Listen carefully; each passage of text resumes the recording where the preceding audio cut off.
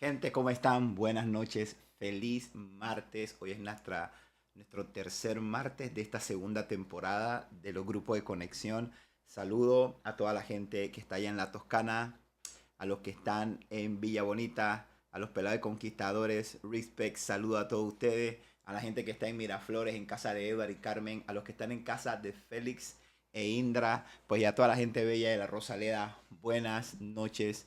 Dios me los bendiga a todos. Estamos muy contentos de poder llegar hasta donde tú estás y que en esta noche podamos compartir esta sesión de nuestro grupo de conexión. Vamos a hablar del tercer atributo de Dios. Esta serie se llama Los atributos de Dios y vamos a hablar del tercer atributo. Y el atributo del que vamos a hablar hoy es de la justicia de Dios. Y le he puesto por título Dios es justicia. Quiero recordar solamente para que pasemos por ahí la definición de atributo, ¿verdad?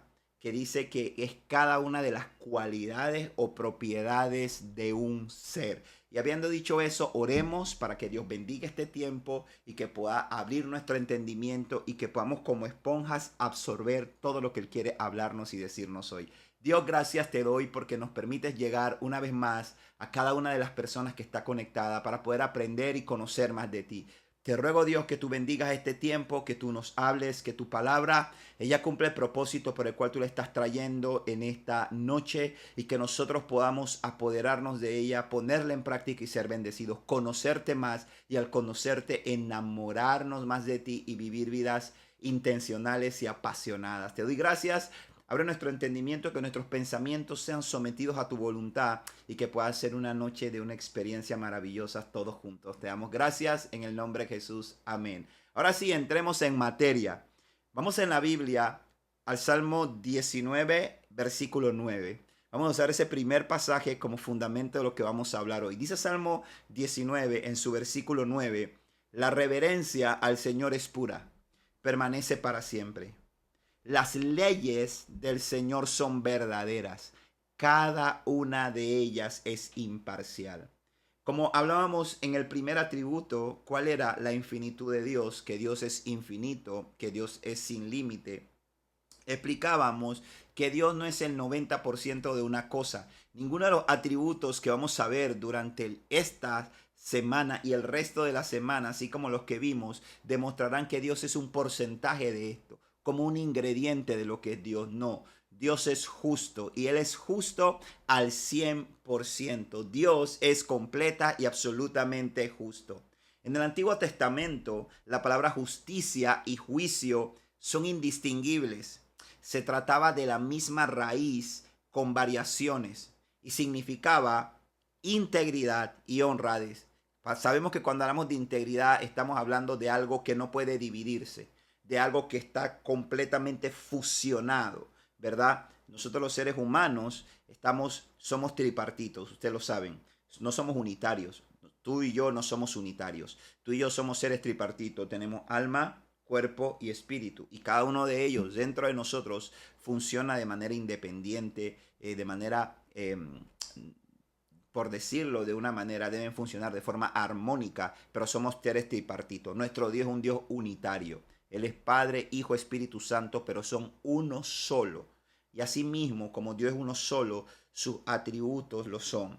Entonces, estas definiciones de justicia en la antigüedad que se derivaban en integridad y honradez es lo que hacía que justicia y justo no se veían de manera indistinguible, significaban, perdón, lo mismo. Señalar que Dios es justo o que la justicia de Dios es un hecho, eh, es decir, hay integridad y rectitud en Dios. Cuando nosotros hablamos que Dios es justo o cuando hablamos de la justicia de Dios, para que te quede grabado en tu mente y en tu corazón, cuando te escuchas Dios es justo, cuando te escuchas hablar de la justicia de Dios, de una vez lo asociarás y lo debes asociar con honradez e integridad. Que hay honradez, que hay rectitud en Dios. Cuando Dios juzga a un hombre, trae justicia a la vida de esa persona.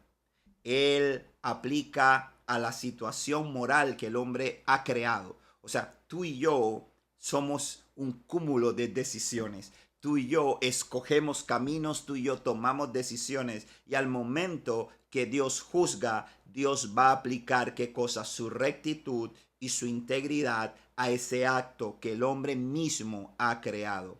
Entonces, si los caminos del hombre son rectos, la justicia de Dios lo favorece. Pero si los caminos del hombre no son rectos, por supuesto que habrá una sentencia sobre el hombre. ¿Producto de qué? Producto de sus acciones. Dios juzga las acciones del hombre. Y esto en nada interfiere o choca con la bondad ni con el amor, que son otros dos atributos de Dios. Todavía no hemos visto el amor. La semana pasada vimos la bondad. Pero hay veces que en nuestra mente se crea como un cortocircuito cuando pensamos en la justicia de Dios y cuando pensamos en la bondad de Dios, cuando pensamos en la justicia de Dios y cuando pensamos en el amor de Dios. Y tratamos de hacer como una división y decimos, pero si Dios es justo, ¿por qué Dios actuó de esta manera? La idea es que en esta noche el Espíritu Santo nos pueda traer una claridad y revelación sobre lo que es la justicia de Dios y que de hoy en adelante no cuestionemos más los juicios de Dios en un momento determinado sobre una persona, sobre una nación, porque Dios es justo.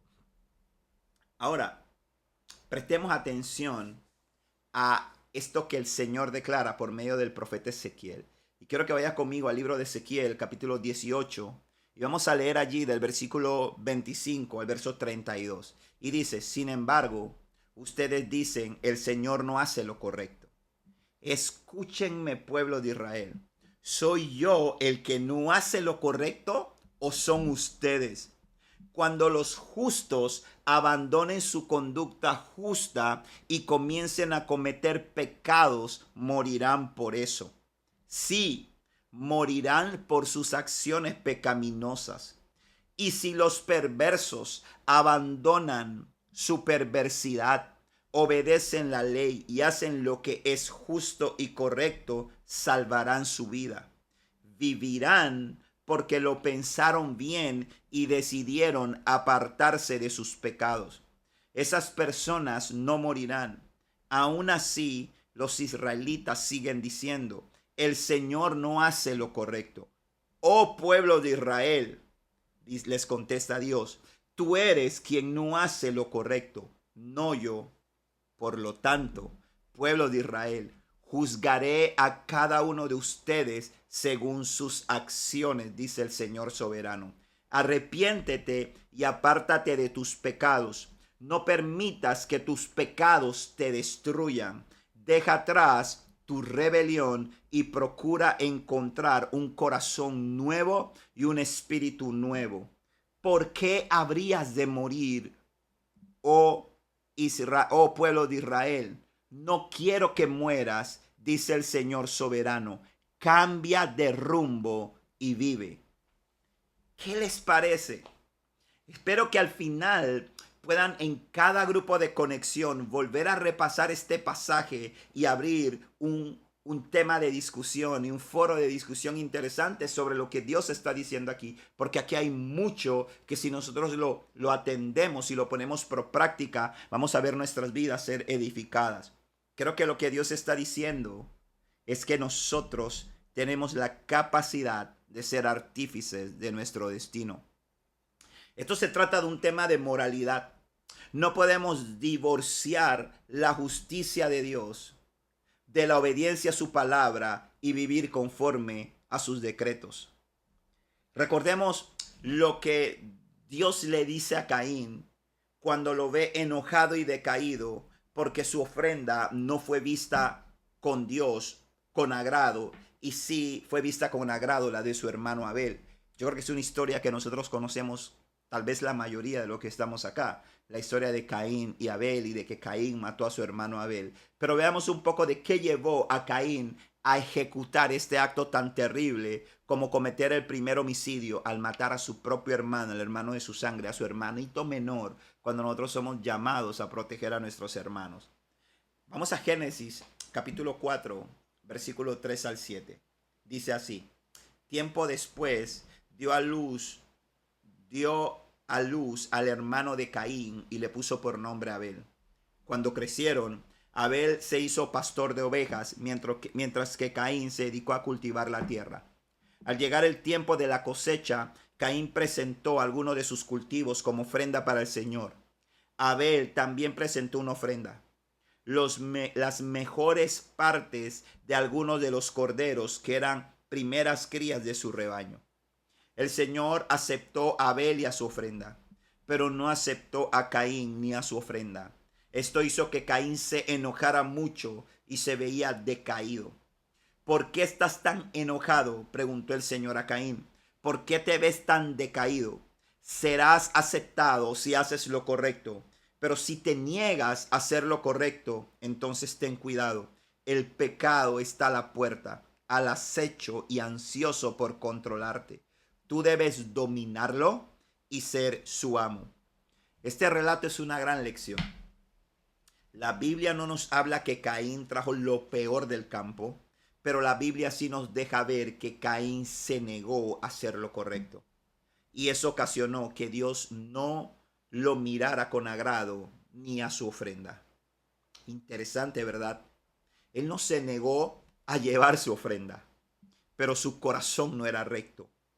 No se trata de hacer las cosas, sino de la actitud con la que las hacemos. Recuerda siempre esto. Dios está viendo las intenciones de tu corazón. Lo que Dios va a medir es la intención del corazón. Proverbios 21:2 dice: la gente puede considerarse en lo correcto según su propia opinión, pero el Señor examina el corazón.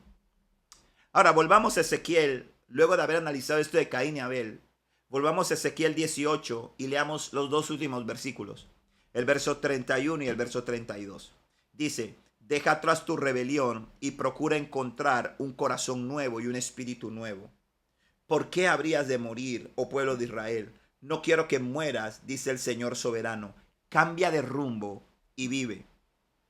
Dios siempre está midiendo nuestro corazón. La justicia de Dios se va a emitir a partir de nuestras acciones, pero no de lo aparente, sino de lo real.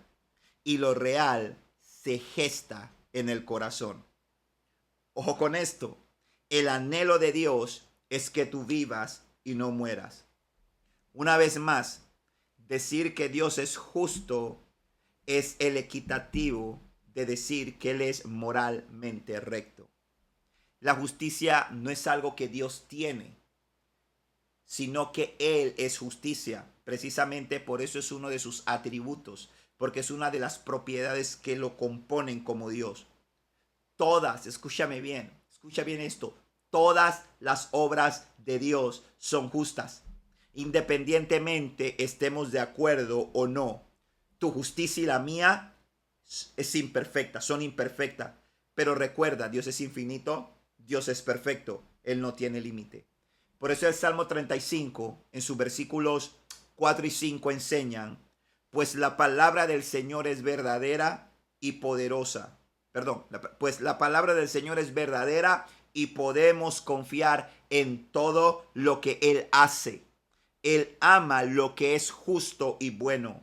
El amor inagotable del Señor llena la tierra. Por eso es que dice, podemos confiar en todo lo que Él hace. ¿Por qué? Porque Él es justo y bueno. De allí muy probablemente el dueño de esa cadena de supermercados que estuvo un tiempo en Panamá y quebró, sacó el nombre. Porque Él es justo y bueno. Ahora, la pregunta sería, frente a esto que estamos hablando de la justicia de Dios, para algunos de ustedes, o tal vez para todos ustedes, ¿por qué en ocasiones nosotros podemos considerar que Dios es injusto? Y aquí viene la respuesta, es muy sencilla. Porque Dios es perfecto y tú eres imperfecto. Y tu imperfección te impide medir y entender el nivel de la justicia de Dios.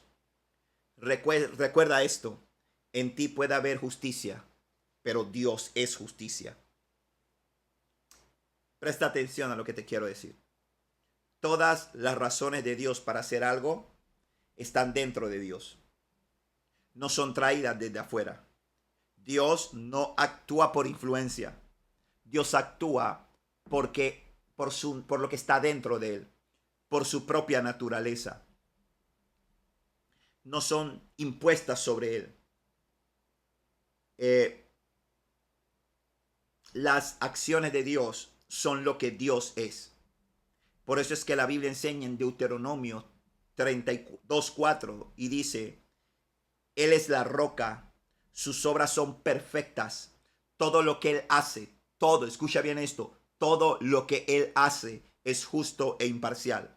Y hay cosas que Dios permite y hay cosas que Dios hace con las que tú y yo en oportunidades no estamos de acuerdo. Pero la pregunta es, ¿tú crees que solo va a ser injusto? ¿Tú crees que solo va a ser a Él que Él se parcializó a favor de algo? No, porque Él es perfecto y porque sus obras son justas.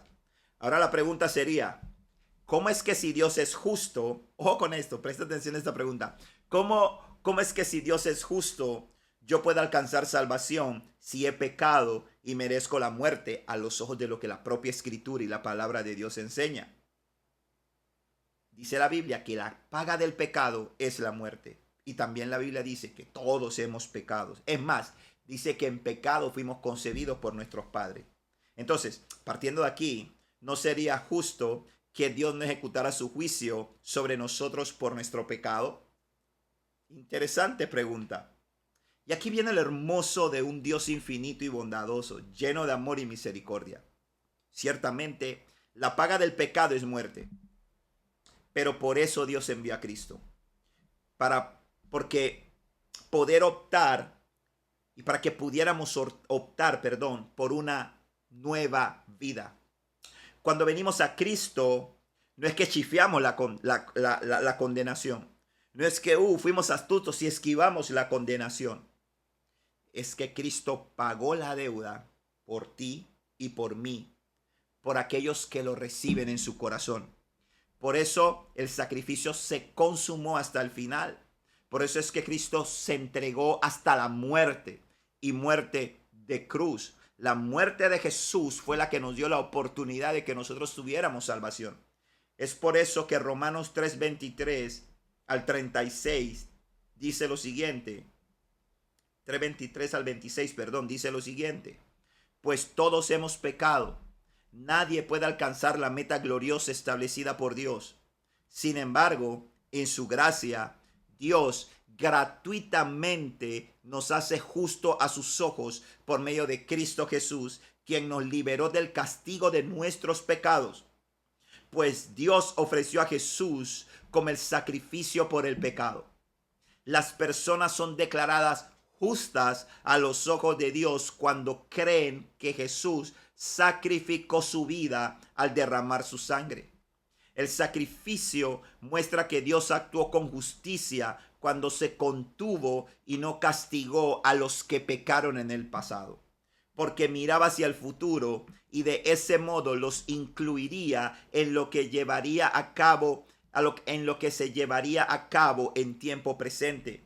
Dios hizo todo eso para demostrar su justicia, porque Él mismo es justo e imparcial.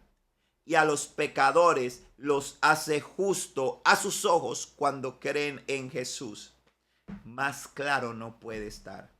El agua limpia de la tinaja es turbia al lado de esta declaración de la Biblia. Jesús, es decir, Dios mismo, pagó el precio por todos. Cargó el pecado de nuestra culpabilidad. Y aquellos que creen en Él vienen a ser de esta forma justificados. La justificación es: eres culpable, mereces la muerte como consecuencia de tu pecado, porque eso es lo que indica la justicia de Dios. Sin embargo, ese mismo Dios pagó el precio, es decir, dejó que el juicio cayera sobre él, en este caso sobre Jesús, y lo que te pide es que creas y le recibas.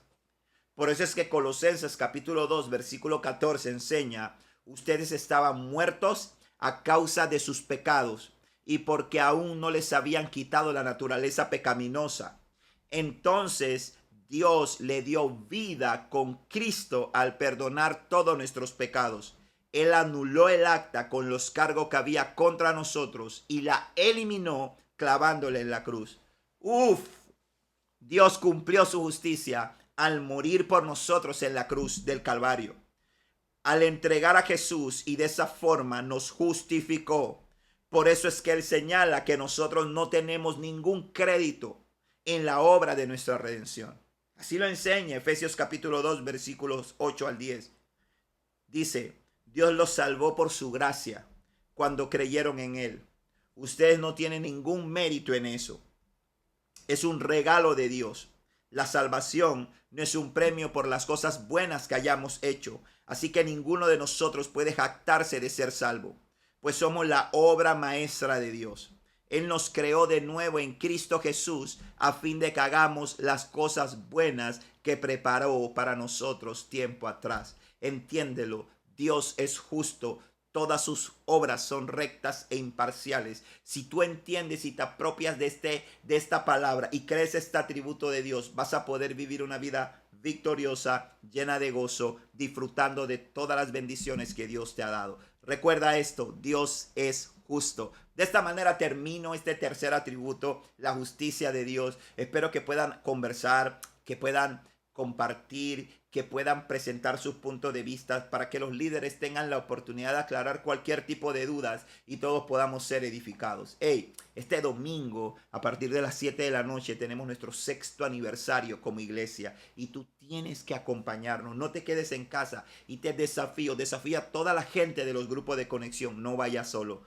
Lleva un invitado, invite a una persona que también pueda acompañarte y tener un encuentro con Jesús. Oremos para terminar este hermoso tiempo. Dios, gracias por esta reunión. Gracias por la vida de cada uno que la ha recibido la palabra en esta noche. Te ruego, Dios, que esto sea una realidad en cada uno de nosotros, que nosotros vivamos conforme a tu justicia, que siempre entendamos que tú eres un Dios justo e imparcial y que tus juicios son justos, que nosotros somos imperfectos y nuestros juicios muchas veces están condicionados a nuestros prejuicios, experiencias, fracasos o victorias, pero los tuyos, Dios, son siempre verdaderos. Yo bendigo a tus hijos, te pido que les lleves con bien, que crees un espacio hermoso de coinonía, de intercambio y que podamos apropiarnos de las palabras que han sido impartidas en esta noche. Te damos gracias, Dios, en el nombre de Jesús. Amén, amén. Gente, nos vemos la próxima semana en los grupos de conexión. Te invito a que no faltes porque Dios se glorificará en medio de todo.